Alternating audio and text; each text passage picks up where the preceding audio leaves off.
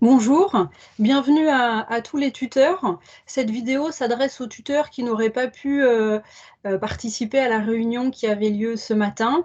Tout d'abord, je voulais vous remercier de la confiance que vous accordez à nos étudiants. Vous allez passer 2 années auprès de nos étudiants, donc j'espère qu'elles seront riches et intenses.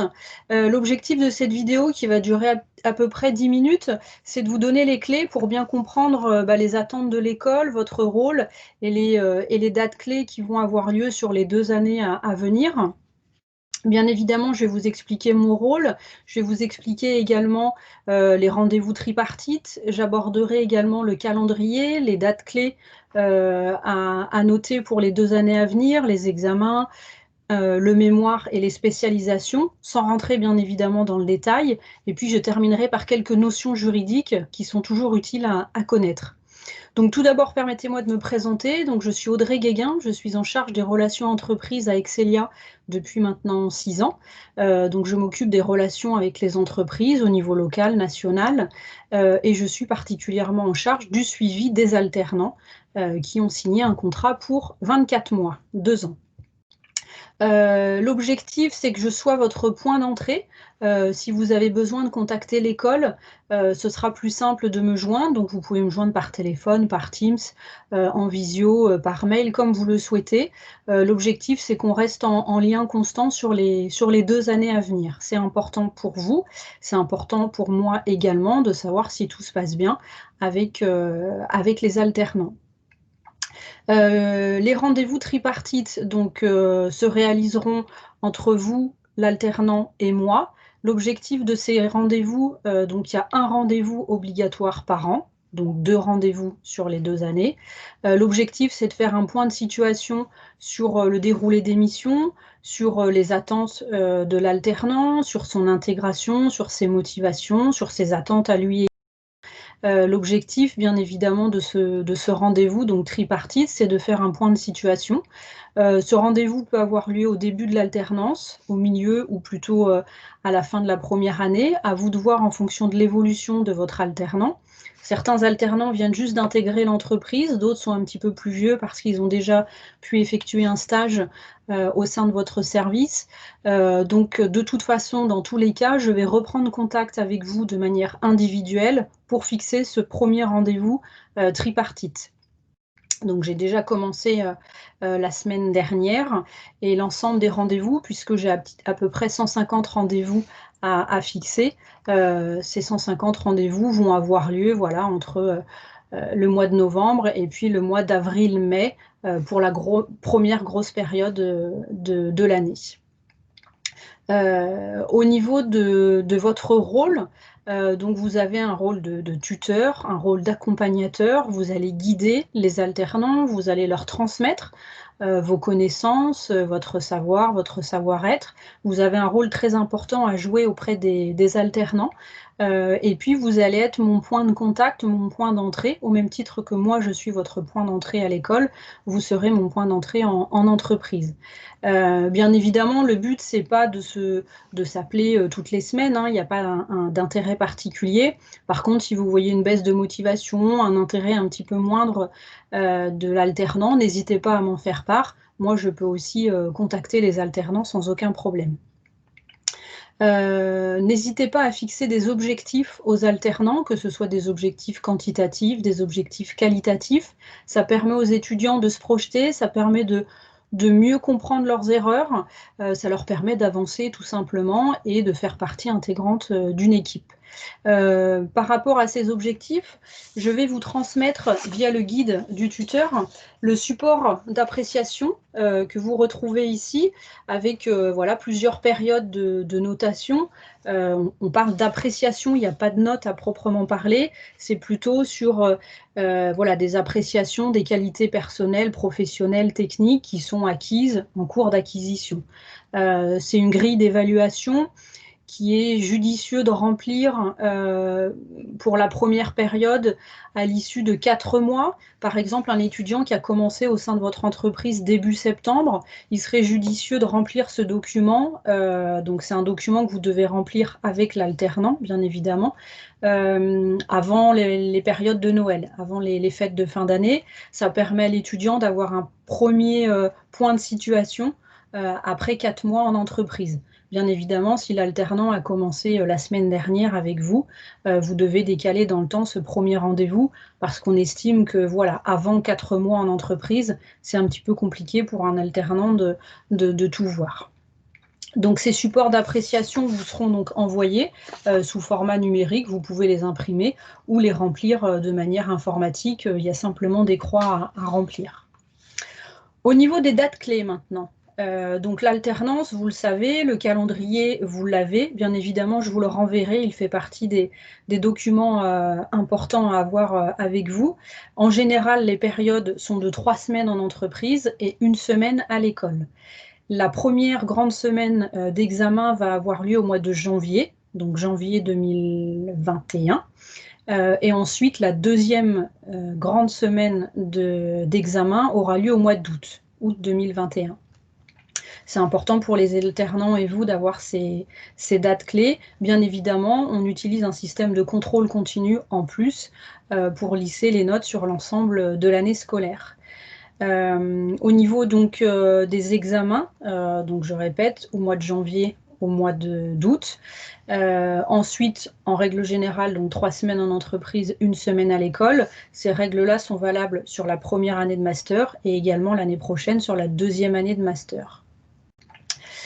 Idem que le calendrier, dans le guide de l'alternance, vous retrouverez également les cours dispensés. Alors je ne vais pas rentrer dans le détail, vous avez ici par semestre les modules de cours qui sont dispensés cette année. Et puis un petit peu plus tard dans l'année, je vous donnerai les cours de la deuxième année du Master 2. Les étudiants, au mois de mars-avril, devront choisir une spécialisation. Ils ont le choix entre 6 ou 7 spécialisations en marketing, en finance, en RH, etc. Donc n'hésitez pas à leur poser des questions, à échanger aussi avec eux, puisqu'ils devront choisir leur spécialisation.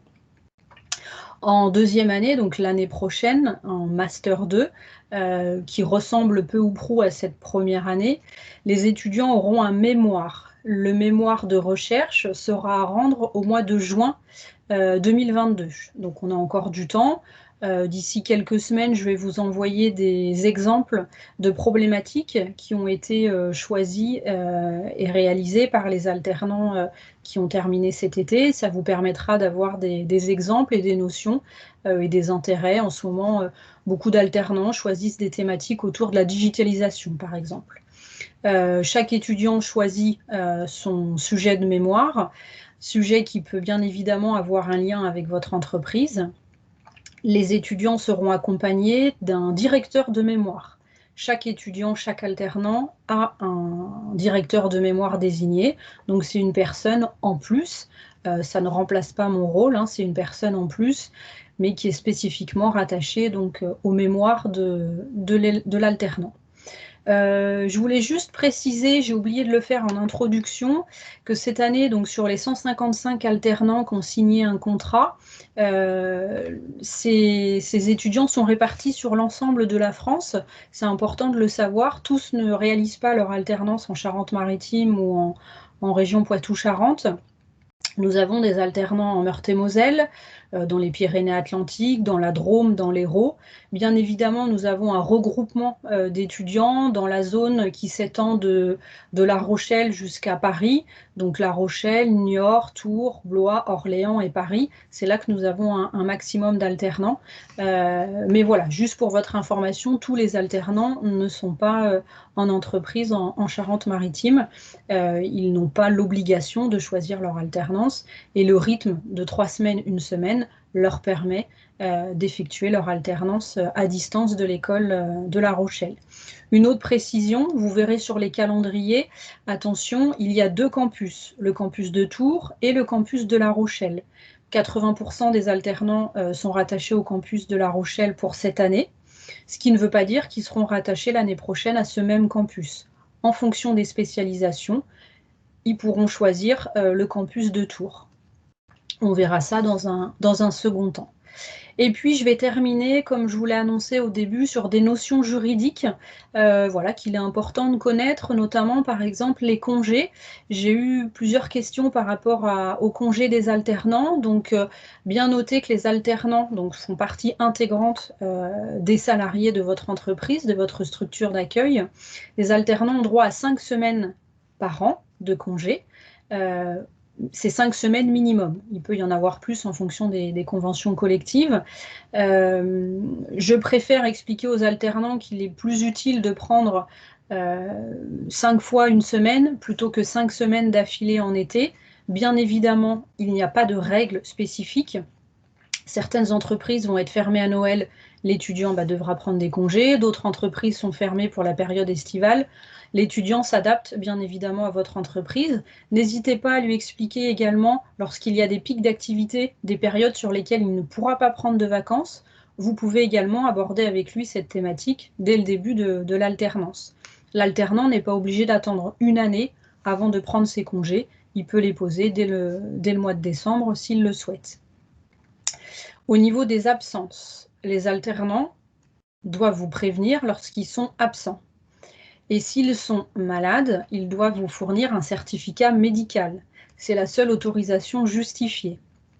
Bien évidemment, les alternants ont les mêmes règles qui s'appliquent aux salariés. Donc, par exemple, vous pouvez effectivement leur expliquer dès le début les règles. C'est des notions, hein, la plupart d'entre eux ont peu d'expérience professionnelle, donc n'hésitez pas à leur expliquer ces choses qui peuvent vous paraître à vous simple et logique, mais ce n'est pas forcément le cas pour un alternant.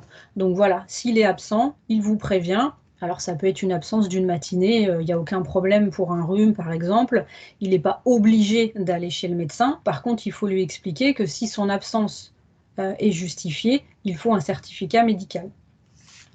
Ensuite, au niveau des ruptures, malheureusement, il peut y avoir une rupture de contrat pour plusieurs raisons possibles. Je ne vais pas rentrer dans les détails lors de cette vidéo. L'objectif, c'est de nous prévenir en amont pour qu'on puisse trouver des solutions, si possible en interne au sein de votre entreprise. Mon rôle, c'est aussi un rôle de médiateur, médiatrice, pour essayer de trouver des solutions. L'objectif, c'est que les alternants, bien évidemment, aillent au bout de leur alternance. Et puis, période Covid oblige et confinement oblige. Certains alternants, je le sais, sont déjà en télétravail à cause de la crise sanitaire. Donc là encore, c'est la règle de l'entreprise qui s'applique. Nous, école, nous n'intervenons pas. Donc certains étudiants sont en télétravail 5 jours par semaine. D'autres vont être 50% en télétravail, 50% en entreprise de manière physique. D'autres encore vont être en chômage partiel. Voilà, la règle qui s'applique aux salariés s'applique aux alternants. Par contre, un bémol, encore une fois, les alternants sont une population un petit peu plus fragile, donc n'hésitez pas à faire des points réguliers avec eux, que ce soit par téléphone ou que ce soit en visio. L'objectif, c'est qu'ils ne se sentent pas abandonnés, l'objectif, c'est qu'ils fassent partie d'une équipe, d'un service, qu'ils se sentent utiles malgré le fait qu'ils soient à distance ou au chômage partiel. Bien évidemment, on espère tous que les étudiants vont pouvoir rejoindre leur entreprise au plus vite, mais c'est vrai que ça peut être déstabilisant, notamment pour des étudiants qui viennent d'arriver il y a à peine un mois en entreprise. Voilà, ils ont à peine eu le temps de prendre leur marque. On leur impose déjà le télétravail. Alors, ce sont des jeunes, ils ont l'habitude d'utiliser leur ordinateur, ils ont l'habitude d'être flexibles, ils sont adaptables. N'empêche qu'il faut leur donner un cadre de travail. Encore une fois, fixez-leur des objectifs, ce sera la façon la plus simple de progresser. Voilà, je ne vais pas rentrer dans plus de détails. L'objectif de cette vidéo, c'était de vous donner les grandes lignes de l'alternance et des 2 années qui vont suivre. Bien évidemment, donc, vous retrouverez l'ensemble des informations, le calendrier, les dates d'examen, les cours, les spécialisations l'année prochaine dans ce guide qui vous servira de référence. Et puis moi, je vous dis à très bientôt. puisque je vais être amenée à vous contacter individuellement, donc pour fixer le premier rendez-vous tripartite. J'espère que cette vidéo vous aura été utile. Si jamais vous avez d'autres questions, n'hésitez pas à m'envoyer un mail, vous avez mes coordonnées. J'y répondrai avec plaisir. Merci beaucoup de votre attention. Merci pour le rôle que vous allez jouer sur ces 2 années. C'est vraiment important pour l'alternant. En général, c'est des années qui restent en mémoire. Et puis, bah, écoutez, je vous souhaite une très bonne fin de journée. Au revoir. Merci à toutes et à tous.